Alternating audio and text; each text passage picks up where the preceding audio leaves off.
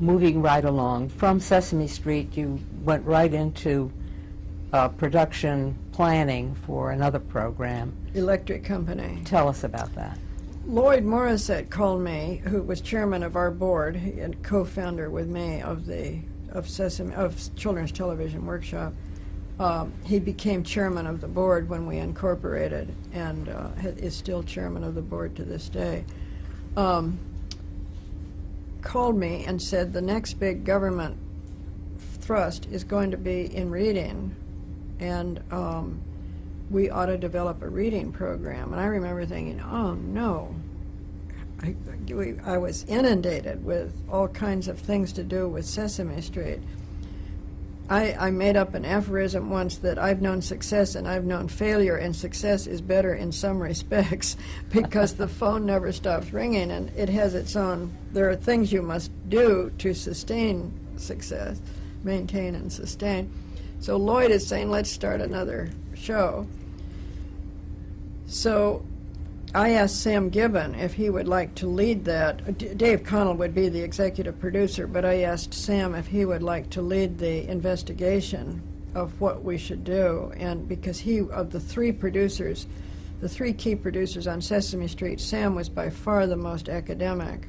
He liked the academic side. He liked working curriculum into entertainment.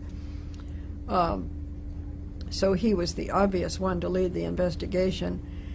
He hired a young woman named Naomi Foner to help him with that, and she became really a huge force in getting this show on the air. I don't remember who led the research. Ed Palmer was certainly deeply involved, and Joe Raposo did the music for it. Not the lyrics, the music. He could not handle music and lyrics for Sesame Street and all the music of Electric Company and write the lyrics of Electric Company. But he did do the music, which was brilliant, as anything he touched was. And it took, let's see, we went on the air, I guess, in '72 with Electric Company, so it took another... I think it was 71, according to my notes, 2 years after Sesame Street. Was it that quick? Is it that quick? If you have it, then it was 71. It's hard for me to believe we got it up and running that fast, but maybe we did. It certainly required the 18 months lead time, and I guess that would be would get us to 71. At any rate. At any rate, it doesn't matter. It was 71 or 72, and it was. I really worried about it because it was for older kids, and so it seemed it had Bill Cosby, I think, as I've mentioned, Rita Moreno, Morgan Freeman as Easy Reader, and it was sketches, Saturday Night Live kinds of sketches, and very, very clever stuff to teach reading. I mean, terrific animation and ideas on how to teach sounds. What we did, I think I have mentioned this earlier, is we decided to do remedial reading for 7 to 9-year-olds so as not to get into all the controversies about beginning reading. And it was a godsend because once a child's having problems, is struggling with reading, all the specialists say whatever works. So therefore we could teach whole word, we could teach phonics, we could do it all. Whereas in beginning reading, there are people who are religious about phonics, for sure, and people who are pretty religious about whole word. So we escaped those controversies by skipping ahead to when the reader, the struggling reader, as we called them, in the 2nd grade. And Electric Company, parenthetically, became the most widely used program in classrooms in this country. Teachers just loved it because it was not controversial and it really helped. How was the music used to teach reading? Well, there were lots of songs in Electric Company that talked about reading or sounded out words, or we used music a lot behind, even in some of the things that on Sesame Street, some of these things are not like the other is a song. Well, there were songs like that recurred where you had to pick out the letter or the sound or whatever. And the animation. I haven't seen the show in a while, so you're testing my memory. Who was the musical director of this? Joe Raposo. He was the musical director. He Yeah. was in charge of music. And who wrote the lyrics? Several different people. I can't remember now who we got, but there were several different people who were working with Joe on lyrics, working with the producers. Remember, everything had to be educational. It had to teach reading. Was it difficult for you to get Dave Connell to switch shows? He didn't switch. Oh, He actually did them both. Really? Yeah, because Sam Gibbon was for 18 months. The lead time was really in charge of the investigation, or for the year that we did it. If it went on the air in '71, that probably went on for about a year. And then Dave got into the creative part.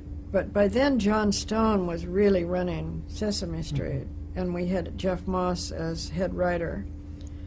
So it was able to run itself. We had good writers, and John Stone was an extremely gifted producer. Paul Dooley was the head writer Of for Electric. Yeah. Tell me about him and what did he bring to the show? Well, he brought humor, and that's what they wanted.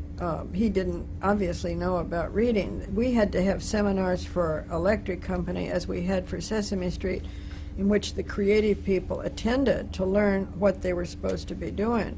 So I'm sure Paul Dooley knew a lot about teaching reading by the time he got started, and certainly by the end of this. But he basically brought this sketch humor. These were sketches that had to be written, that somehow out of them a child learned something about reading. Now, I would assume that you continually tested Electric Company the way you did with... Yes, we did. Did the format change much over the years? No, it didn't. It was always sketch humor with animation and so on. The last 2 years of Electric Company, once we knew we could not sustain it, and the government was not going to sustain it, the government agreed, the Office of Education, to finance 2 years that would be especially useful to classrooms. So it changed slightly, its emphases changed slightly, and I can't be specific with you because I don't think the viewer at home would not have noticed some of the changes, but by then we had a lot of input from teachers on what they wanted taught and so on. So there would be curriculum changes? Yes, so we created 2 years that would be very, very useful to in-classroom teachers, the last 2 years on the air. Yeah, it didn't generate any income of its own, or did it? No. No. It never had a licensing.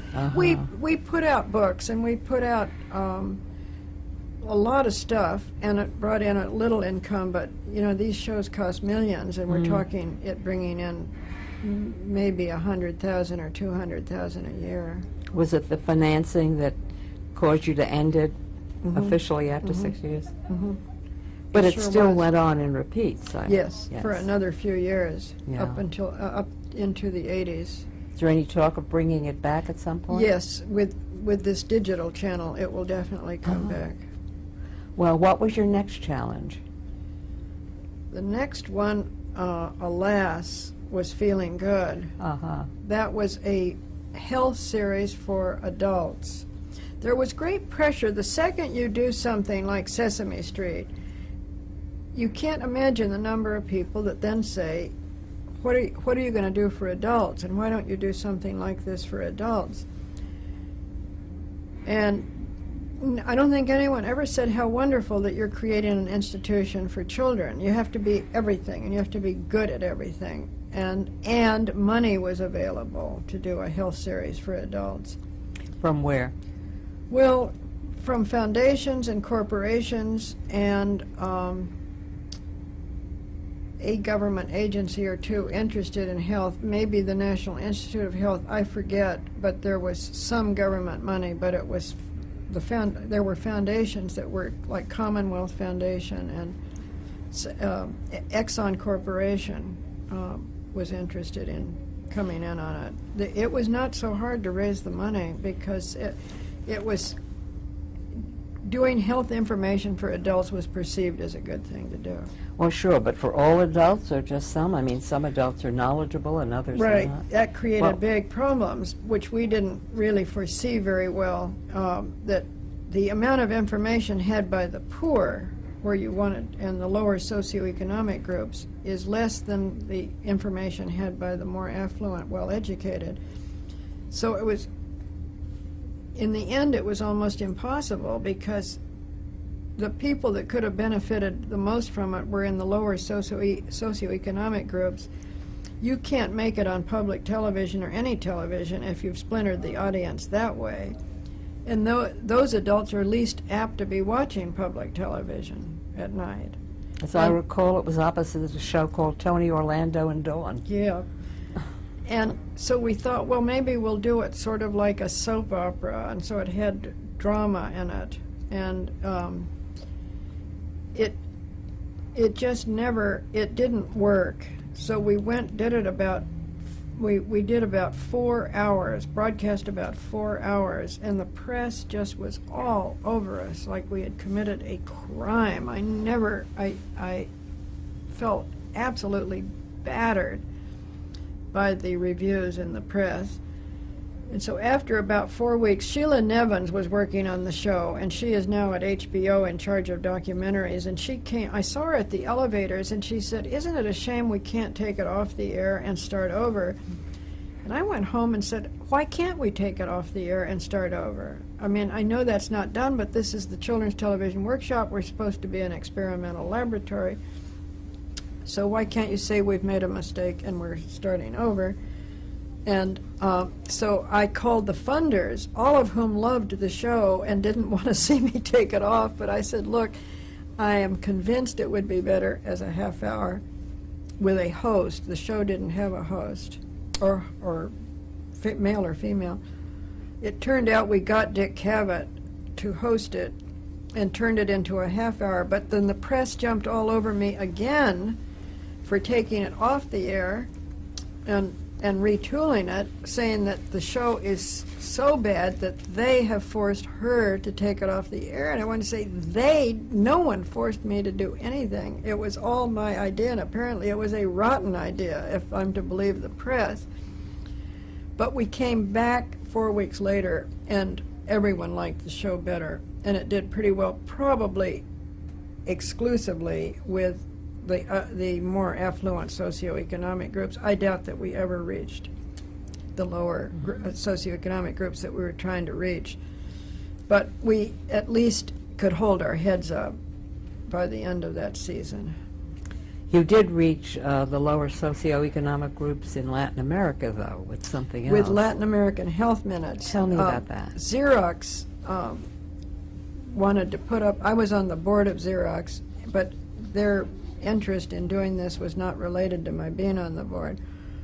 But they came to us and asked us if we thought we could produce minutes on health information for Latin America that would be aired on commercial stations and most of the commercial stations agreed that they would do it as a public service, these minutes. And they dealt with such things as rehydration of infants with diarrhea. Was and probably still is the biggest killer of infants in Latin America, is the parents don't know to rehydrate.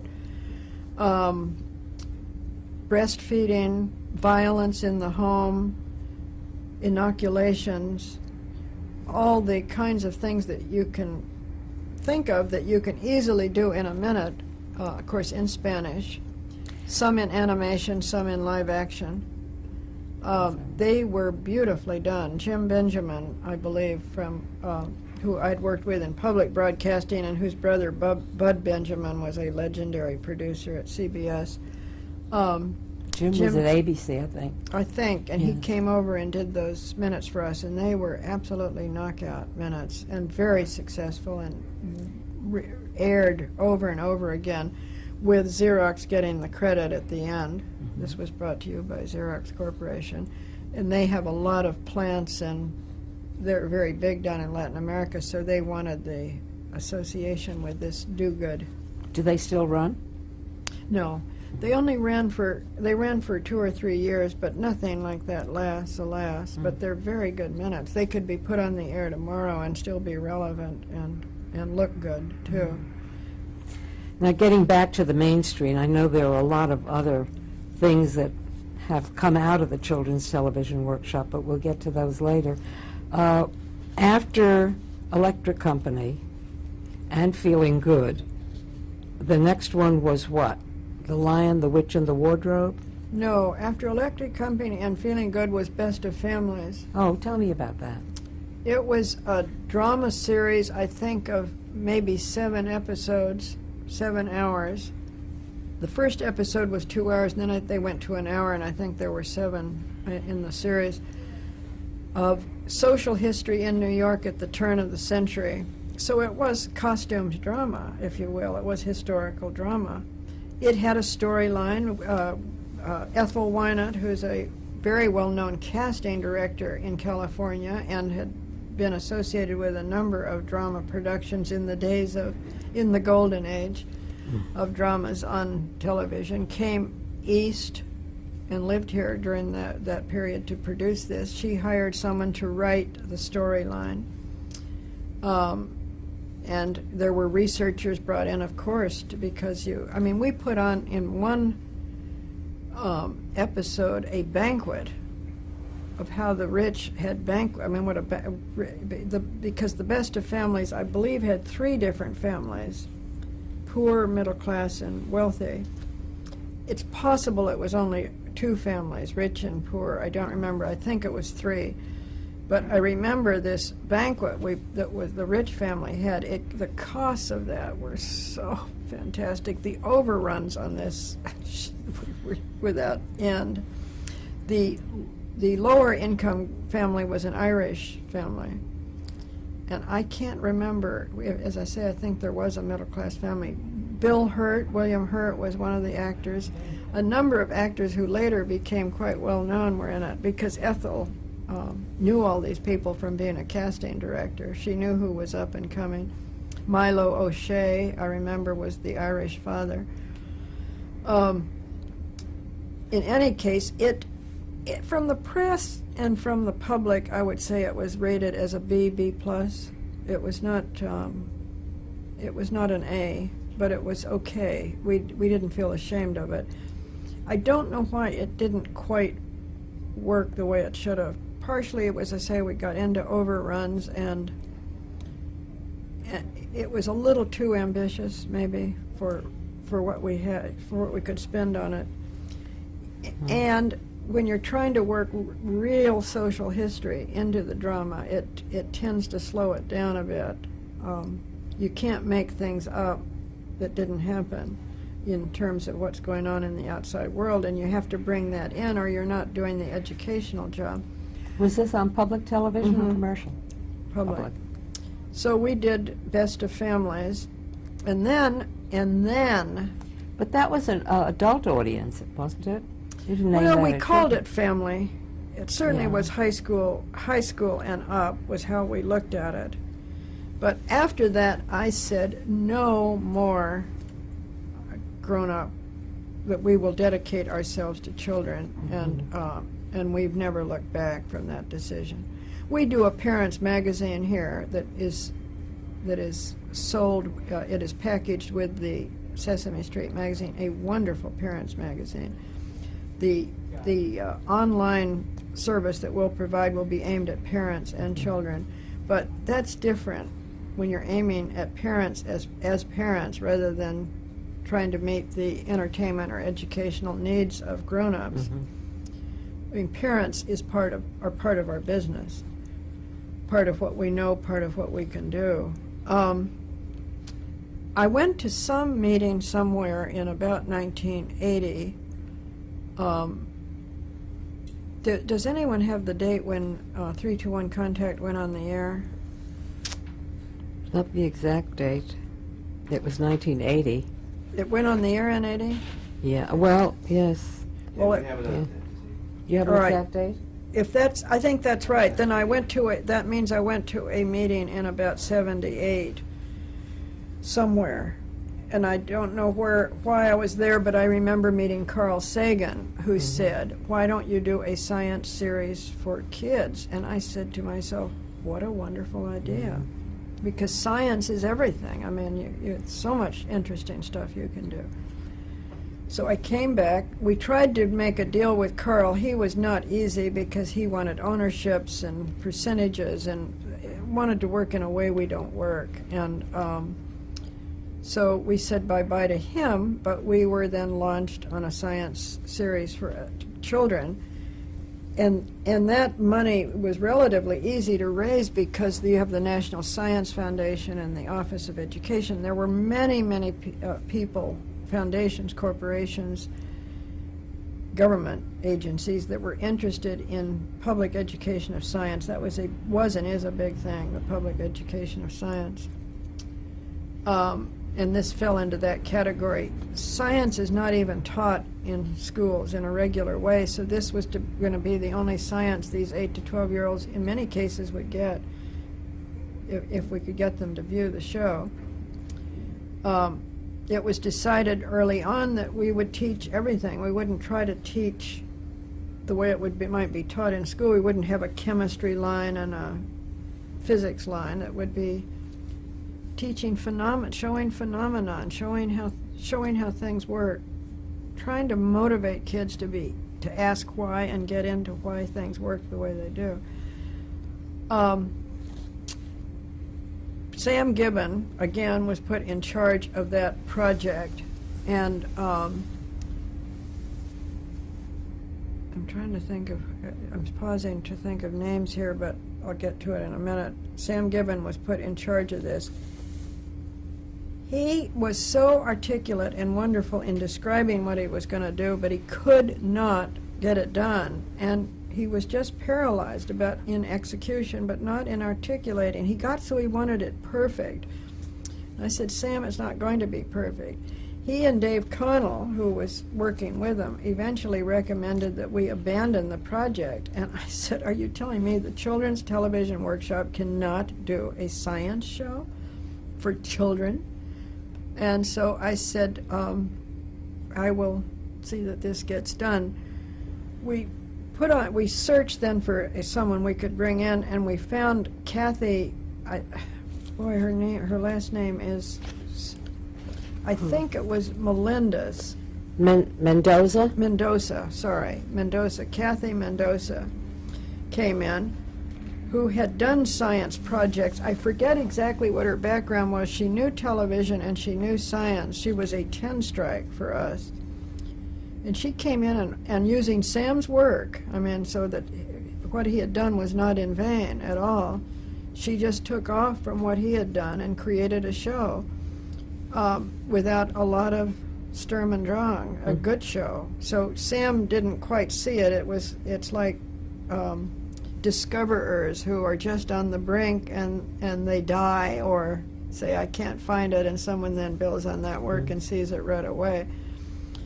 So 3-2-1 Contact went on the air and was very well received by everybody.